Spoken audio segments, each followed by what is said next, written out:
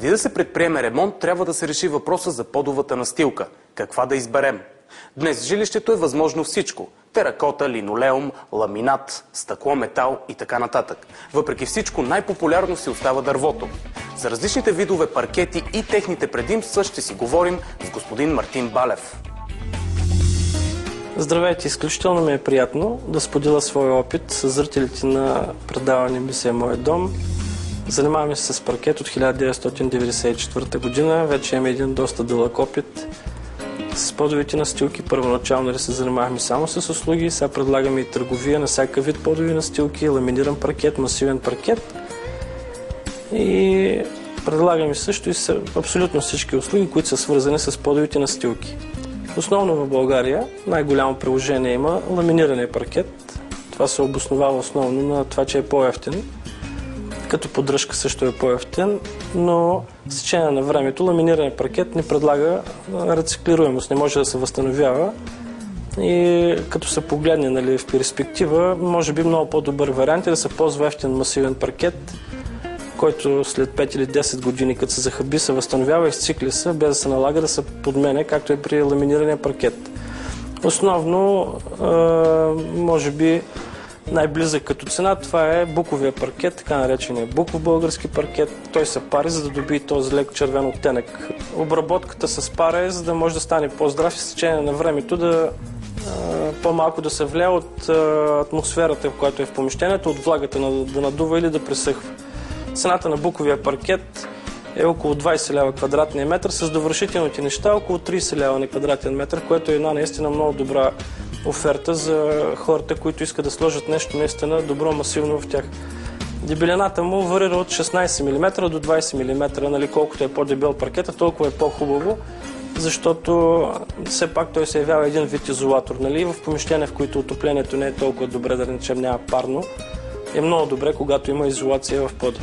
Друг паркет след буковия паркет, който намира приложение, това е дъбовия паркет. Дъбовия паркет е по-скъп, близо 2 пъти, около 35-40 лева квадратния метър започват по-малките размери, докато цената може да стигне до над 100 лева квадратния метър. Разликата между двата паркета идва от разликата в самата цена на дървесината. Дъбовата дървесина е по-скъпа, оттам идва по-високата цена на дъбовия паркет, буковата дървесина е по-евтина, затова е по-евтин паркет. Голямо приложение в последно време намира така наречения многослоен паркет.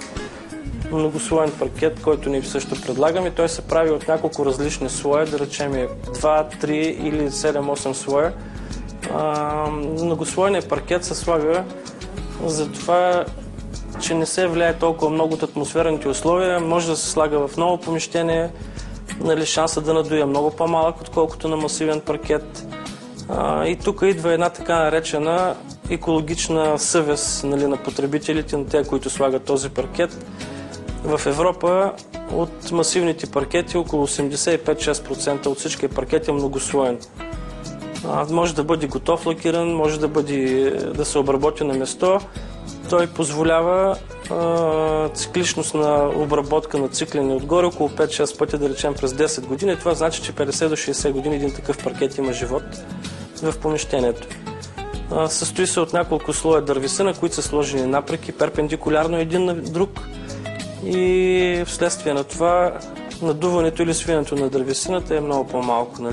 Много хора са останали с горчив опит, след като сложат подовите настилки и ново помещение, след няколко месеца мебели, всичко, когато се настанат, в един момент паркета надува, почват едни ремонти, нещо, което е изключително неприятно, и точно в този момент идва на помощ многослойния паркет.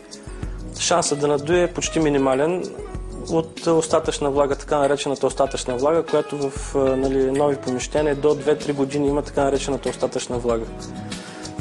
Голямо приложение намират също така и така наречените мозайки. Мозайката позволява да се използва скъпо дърво, както е в момента ореха, с дебелина 8 мм, върху основа от някакъв евтин материал, да речем шперплат, ОСБ плоскости, и по този начин се получава дебела изолация от естествен материал, а само повърхността отгоре 7-8 мм от хубав скъп материал. Това в момента е орехова мозайка. Изключително е хубава, много е стилна, намира голямо приложение и цената е доста ниска. Реално погледнато, нали, от стойността на орех. При монтажа на масивния паркет винаги технологично трябва да се остави разстояние между паркета и стените, което е от 1 см до сантиметър и половина. Това не е някаква приумица за по-лесно монтиране на паркета, това е вследствие на това, че ако паркета възприеме някаква влага, той трябва да има на къде да се раздуи, да тръгне към стените, и первазите, които се монтират върху стените, изпълняват точно тази роля, да прикрият тази технологична фуга, нали? Да направят прехода между стените и паркета. Има различни видови первази, готови, лакирани, висок цоколен перваз, в случая това е мербал. Има первази дъбови, които не са обработени, те могат да се обработят всякакъв цвят според това какво иска клиента, да се лакират мат, сатен, гланц. Имаме и всякакъв вид паркет, ето това в момента е буков перваз.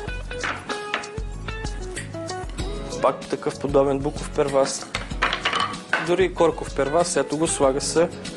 Отново се използва една чамова сърцевина, която се облича с 0,8 мм, нали, от този материал, който искаме да я завършваш.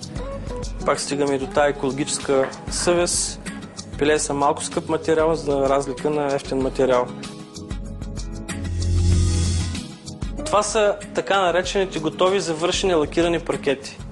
Те са финишинг, не се обработват на место. Тези паркети, хубавото им е, че се полагат без да са цикли. Може да бъде боядисано помещението, паркета идва в едни опаковки, залепва се за пода, няма допълнителни обработки на место, не се дига прах. По този начин, нали, стените, всичко се запазва, остава чисто.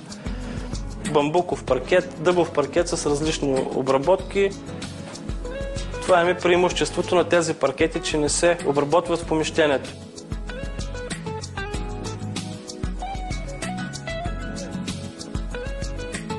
Това са задължителни знаци за нашата фирма. Според квадратурата ни даваме тези отстъпки. Ето това е многослойно дюшаме от дъб. Ширината на самата ламела е 20 см. Изключително хубаво изпълнение с 6 мм дъбова основа върху брезов шперт плат. Хубаво му е, че се постига на една сравнително изгодна цена. Паркетът е многослоен, може да се ради във всякакъв вид нови помещения, почти няма шанс да надуи и е изключително красив. Това е много впечатляващ паркет.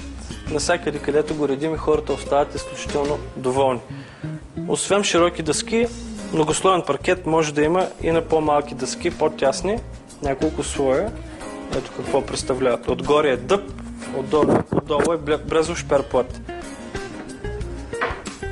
Това са дюшемета от дъб. Масивни дюшемета от дъб. Дебелина 16 мм, дебелина 20 мм.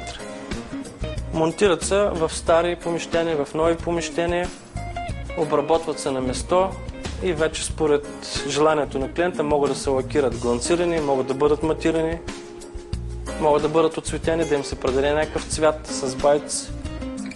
Изпълняваме абсолютно всички желания на клиентите. Това са отделните видови паркетини, дюшемета. Паркетите могат да започнат от 4 на 25 и да достигнат до размер 50 на 7 см.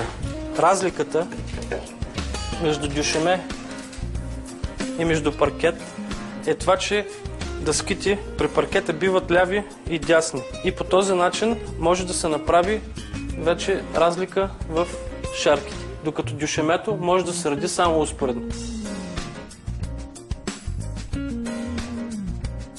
Погледа се, разликата в отделните качества на паркет се определят според това каква е шарката, лицевата на паркета. Няма никакво значение от какви са геометричните размери на паркета, а колко е шара на лицевата част на паркета. Първото качество, което е по БДС, позволява съвсем леко отклонение от нормалната структура. Значи почти всички елементи трябва да бъдат идентични, без да имат лицеви дефекти, без да има биловина в паркета. точици отделни може да има до 3 мм, което не се зачита като дефект в самата структура на паркетината. Второ качество паркет, което е, при него може да има дефекти по паркетината до 5 мм максимум. Не трябва да има биловини, не трябва да има кори, не трябва да има чепове. При трето качество или така наречената рустикална структура може да има абсолютно всякакви забележки в качеството на паркет, но не трябва да има липсващи чепове, не трябва да има кори, не трябва да има нацепени паркетини, защото това вече отива към ниво на брак паркет. В последно време голямо приложение намира вече или като идентификация на паркет, така наречената екстра качество. При екстрата качество се поддържа малко по-висока цена, но селекцията е перфектна. Там не трябва да има абсолютно никакви дефекти на паркетините. Не трябва да има никакви забележки, не трябва да има абсолютно никаква биловина, не трябва да има абсолютно никакви точици по тях. Тук виждате 3 различни шарки на 3 различни видове на монтаж. Паркетите е хубаво да се редат винаги кръстосано. Защо? Защото една паркетина, когато усвои влага, тя е влакнеста структура. Когато усвои една паркетина влага, тя може само да се разшири. Не може да се удължи. При положение, че паркета редиме в едно помещение, то е старо помещение, вътре влагата е регулирана, да речем тя е влага, която е от 10 години една и съща, паркета винаги е принудително изсушен в сушилни и пристига във вашето помещение с влага 8 до 9%. Когато се нареди в помещението, влагата на паркета започва да се повишава. Вследствие на това паркета се разширява с няколко десети от милиметра, но при съвкупност от няколко отделни детайла има вероятност да се надуи. Тази шарка е така наречената самопретягаща се шарка. Ако тези трети елемента започнат да се разширяват, тези елементи ги възпират. И шансът да надуи тази шарка е почти минимален.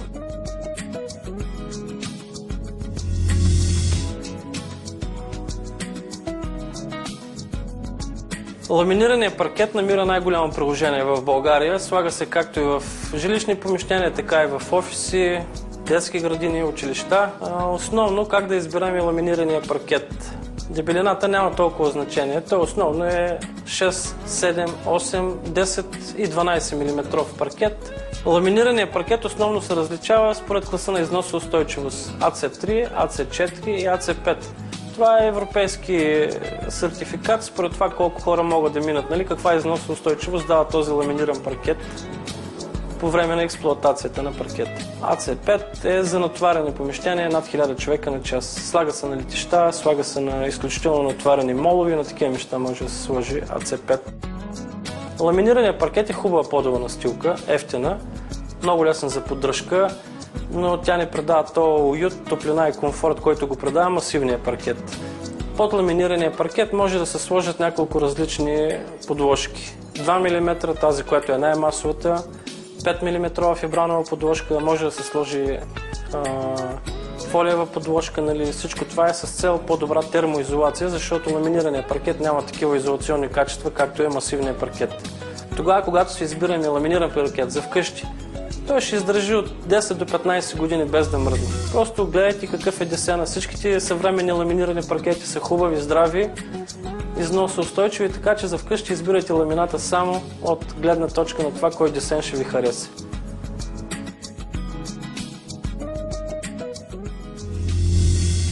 Паркет е един от най-скъпите и предназначен за продължително използване елементи за довършване на жилището. При обзавеждане на нов апартамент, къща или офис е много важно да се обърне внимание на качеството, здравината и дълготрайността на паркета.